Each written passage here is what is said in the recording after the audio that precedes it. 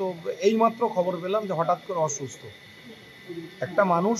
উনিও তো আজকে 6 দিন, উনি পরপর 6 দিন ধরে অনশনে বসে আছেন মানুষের স্বার্থে এবং মতুয়াদের স্বার্থে, উদ্বাস্তুদের স্বার্থে। আমরা গতকালকেই চেষ্টা করেছিলাম, ওনার সঙ্গে কথাও বলেছিলাম, কিন্তু উনি ওনার সিদ্ধান্তে অনড় ছিলেন। কিন্তু এখন যা দেখছি এখন তো কথাই বলতে পারছে না। যাই হোক,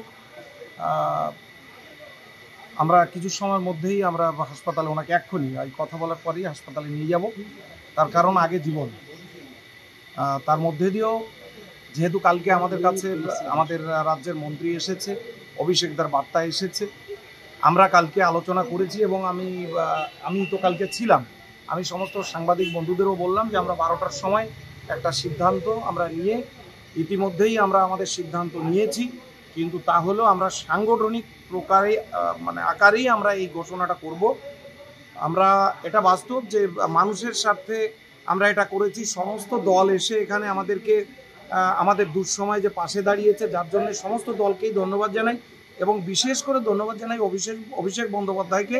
জানার চিঠি পাওয়ার পরেই আমরা সাংগঠনিকভাবে মমতা ঠাকুর এবং আমাদের সাধারণ সম্পাদক সুকেশ থেকে শুরু করে অন্যান্য যারা রয়েছে সংগঠনের সকলের সঙ্গে কথা বলি। এখন কি ওনাকে হাসপাতালে নিয়ে যাওয়ার প্রস্তুতি? এখনই হাসপাতালে নিয়ে যাব, তারপরে ওনাকে আনার পরেই আমরা দেখি ওনার কী পরিস্থিতি এবং আজকের মধ্যেই আমরা যেটা সিদ্ধান্ত আমাদের হয়েছে যে আমরা আজকে অনশন তুলে নেব এবং সাধু গোসাই পাগল ভক্তদের মাধ্যম দিয়েই ওনার অনশনকে ভাঙা হবে। তারপরে যদি কেউ আসতে চায় ঠাকুরবাড়িতে, ঠাকুরবাড়ি সবার জন্য, ঠিক আছে, থ্যাংক ইউ। আমরা এই বিষয় নিয়ে কোনো কথা বলবো। Thank you.